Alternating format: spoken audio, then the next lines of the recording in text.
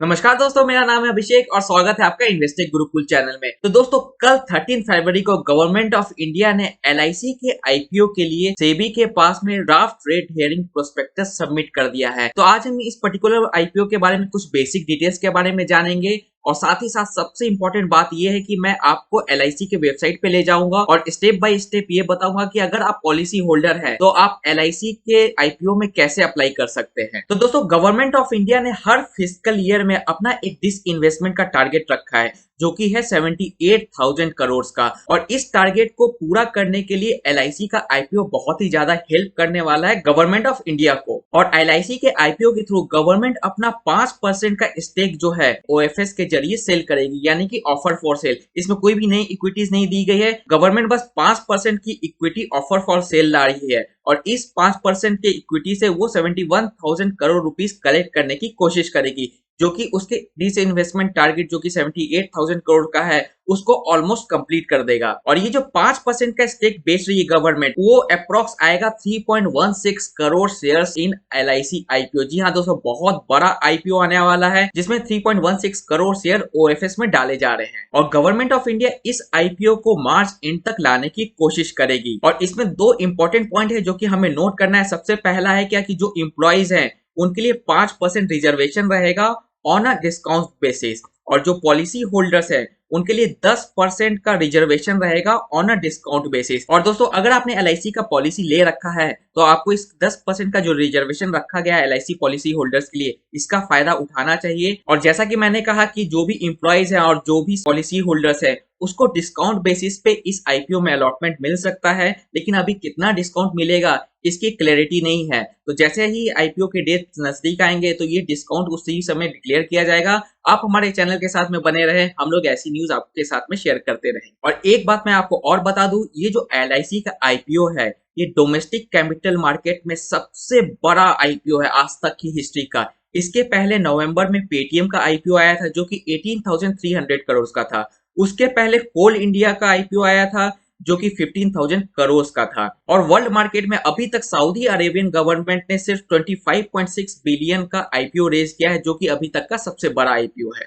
तो चलिए बढ़ते हैं अब हम लोग एलआईसी के वेबसाइट पे और मैं आपको स्टेप बाय स्टेप बताऊंगा कि अगर आप एलआईसी पॉलिसी होल्डर हैं तो कौन से स्टेप्स आपको फॉलो करने हैं ताकि आप एलआईसी के आईपीओ में अप्लाई करें और वो जो 10% का कैटेगरी रिजर्व किया गया है एलआईसी पॉलिसी होल्डर्स के लिए, तो उससे आपको कैसे फायदा उठा सकते हैं। तो दोस्तों, आप स्क्रीन पे देख सकते हैं कि ये एलआईसी की वेबसाइट है, इसका लिंक मैं डिस्क्रिप्शन में आपको दे दूंगा। जब आप इसके नीचे स्क्रॉल में जाएंगे तो आपको यहाँ पे by online policies, online pan registration जैसे ऑप्शंस आएंगे। तो आपको ऑनलाइन पैन रजिस्ट्रेशन वाले ऑप्शन पे क्लिक करना है और यहाँ पे क्लिक हियर पे क्लिक करना है। तो आप यहाँ पे देख सकते हैं एक वेब पेज खुल चुका है जिसमें लिखा है link your PAN to your LIC policies. जी हाँ दोस्तों, आपको अपना पैन अपने एलआईसी पॉलिसी के अगेंस्ट में लिंक करना है ताकि आप जब उस पैन के थ्रू एलआईसी के आईपीओ में अप्लाई करेंगे तो आप 10% रिजर्व कैटेगरी के अंदर में आ जाएंगे। तो इसमें कुछ स्टेप्स है जो आपको फॉलो करने हैं। सबसे पहले आप अपना पैन कार्ड अपने साथ में हैंडी रखें। उसके बाद में वो मोबाइल नंबर जिसके अगेंस्ट में आपने रजिस्ट्रेशन किया है एलआईसी पॉलिसी में वो भी आपके पास में होना चाहिए, क्योंकि उसी पे ओटीपी आएगा। और उसके बाद में आपके पास में आपका पॉलिसी नंबर भी होना चाहिए। ये तीनों चीज अगर आपके पास में है तब आप यहाँ पे प्रोसीड पे क्लिक करें। प्रोसीड पे क्लिक करने के बाद में आपको यहाँ पे अपने सारे डिटेल्स भरने हैं। सबसे पहले आपको अपना date of birth as per the PAN card भरना है। इसके बाद में आपको ईमेल आईडी भरनी है। इसके बाद में आपको अपना यहाँ पे पैन कार्ड डिटेल्स देना है। इसके बाद में जो भी पैन कार्ड पे आपका नाम है वही नाम आप यहाँ पे उसी क्रम में लिखें। इसके बाद में आपको यहाँ पे अपना मोबाइल नंबर डालना है। इसके बाद में आपको अपना पॉलिसी नंबर डालना है और यहाँ पे ये डिक्लेरेशन को क्लिक कर देना है। और फिर इसके बाद में यहाँ पे ऐड पॉलिसी पे आपको क्लिक करना है। फिर उसके बाद में यहाँ पे जो कैप्चा दिया हुआ है वो आप यहाँ पे डाल दें। फिर उसके बाद में गेट ओटीपी पे क्लिक करें तो इससे जो मोबाइल नंबर आपने रजिस्टर कर रखा है अपने पॉलिसी से, तो उस मोबाइल पे आपको ओटीपी आएगा। तो ओटीपी आ चुका है मेरे मोबाइल पे, इस ओटीपी को मैं यहाँ पे इंटर कर देता हूँ। लेकिन दोस्तों, मैं आपको एक बात और बता दूं कि ये प्रोसेस ऑलरेडी मैंने फॉलो कर लिया है। तो हो सकता है क्या कि ये मुझे एक इंफॉर्मेशन दे कि आपका पैन इस पॉलिसी के नंबर में ऑलरेडी रजिस्टर्ड है। तो सबसे पहले मैं यहाँ पे सबमिट पे क्लिक करता हूँ। तो आप यहाँ पे देख सकते हैं कि एक एरर आया है कि request already submitted for policy number. तो जैसे कि मैं कह रहा था कि मैंने ऑलरेडी अपना पैन कार्ड इस पॉलिसी के अगेंस्ट में रजिस्टर कर रखा है, तो इस तरीके से आप अपना भी पैन कार्ड अपने पॉलिसी के अगेंस्ट में रजिस्टर करवा सकते हैं। और उसके बाद में आपको कैसे चेक करना है ये भी मैं आपको बताता हूँ। तो वापस से आप LIC के वेबसाइट पे चले जाएंगे, नीचे आएंगे, आप ऑनलाइन पैन रजिस्ट्रेशन पे क्लिक करके क्लिक हियर पे क्लिक करेंगे। उसके बाद में चेक पॉलिसी पैन स्टेटस, उसके बाद में यहाँ पे पॉलिसी नंबर डाल देंगे, अपना डेट ऑफ बर्थ डाल देंगे, उसके बाद में आप यहाँ पे अपना पैन नंबर डालेंगे और उसके बाद में जो कैप्चा है वो डाल करके इसको सबमिट करेंगे। तो यहाँ पे आप देख सकते हैं कि your PAN details are available in our records as per the input provided for the policy number. तो जैसे ही आप अपना रजिस्ट्रेशन कर लेंगे तो उसके बाद में आप यहाँ पे आके क्रॉस चेक कर सकते हैं कि आपका पैन कार्ड आपके पॉलिसी के अगेंस्ट में रजिस्टर हुआ है कि नहीं। इतना करने के बाद मैं आपको वापस से LIC के वेबसाइट पे ले चलता हूँ। ऑनलाइन पैन रजिस्ट्रेशन पे क्लिक हियर करेंगे तो आप यहाँ पे देख सकते हैं कि ये तीनों स्टेप हम लोग ने पूरा कर लिया है। हमने प्रोसीड पे जाकर के अपना पैन कार्ड रजिस्टर कर दिया था और चेक पॉलिसी पैन स्टेटस पे जाके मैंने वेरीफाई कर लिया था कि मेरा पैन कार्ड मेरे LIC पॉलिसी के अगेंस्ट में रजिस्टर हो चुका है।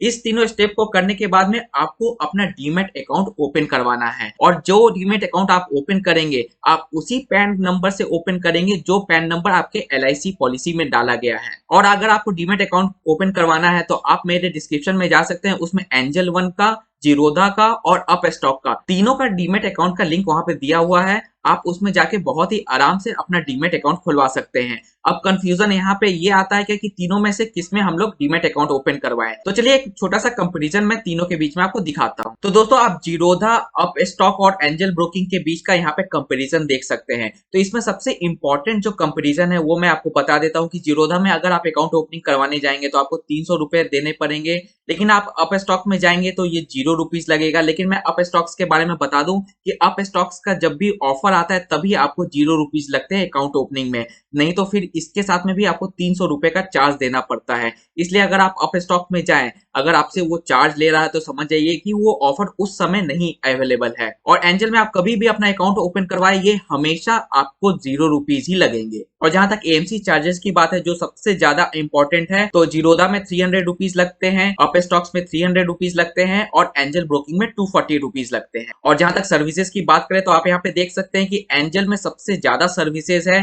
जीरोधा और अपस्टॉक जो है वो एक्चुअल में डिस्काउंट ब्रोकर हैं और जो एंजल ब्रोकिंग है वो एक्चुअली में एक फुल सर्विसेज ब्रोकिंग एजेंसी है। तो इसमें डिफरेंस ये है कि अगर आप एंजल में अपना अकाउंट ओपन करवाते हैं तो आपको बहुत सारे रिकमेंडेशंस मिलेंगे, रोबो एडवाइजरीज मिलेगी और जब भी आप किसी स्टॉक के ऊपर में जाएंगे तो उसके ऊपर में कंप्लीट डिटेल्स दिया जाएगा कि आपको उसमें इन्वेस्ट करना चाहिए कि नहीं करना चाहिए। तो इस तरीके के फैसिलिटीज एंजल ब्रोकिंग में मिलते हैं। इसलिए एंजल ब्रोकिंग जो कि अब एंजल वन हो गया है इसको हम लोग फुल सर्विसेज ब्रोकरेज हाउस कहते हैं। और जहां तक मेरी राय है दोस्तों, तो पहले मैं जीरोधा यूज करता था लेकिन अब मैं मूव हो चुका हूं एंजल ब्रोकिंग में, क्योंकि ये मुझे ज्यादा अच्छा लगता है। मुझे कोई भी स्टॉक्स अगर खरीदना है तो उनके ऊपर में इनका क्या रिकमेंडेशन है, उस पर्टिकुलर स्टॉक का क्या फाइनेंशियल्स है, कैसे वो अपने पीएस के साथ में अपना कंपैरिजन होता है, तो वो सारे मैं एंजल ब्रोकिंग से बहुत ही अच्छे से देख पाता हूं। इसलिए पहले मैं जीरोधा यूज करता था बट अब मैं एंजल वन यूज करने लगा हूं और ये मुझे ज्यादा बेटर लगता है, ज्यादा यूआई फ्रेंडली है और सबसे बड़ी बात है कि मुझे इसमें रिकमेंडेशंस और जो भी मुझे R&D करनी होती है वो मुझे इसमें सबसे ज्यादा मिलता है। और दोस्तों अगर आपको इस तीनों में से किसी में भी अपना डीमैट अकाउंट खुलवाना है तो लिंक डिस्क्रिप्शन में दे दिया गया है, प्लीज उस लिंक पे जाके अपना डीमैट अकाउंट जरूर ओपन करवाएं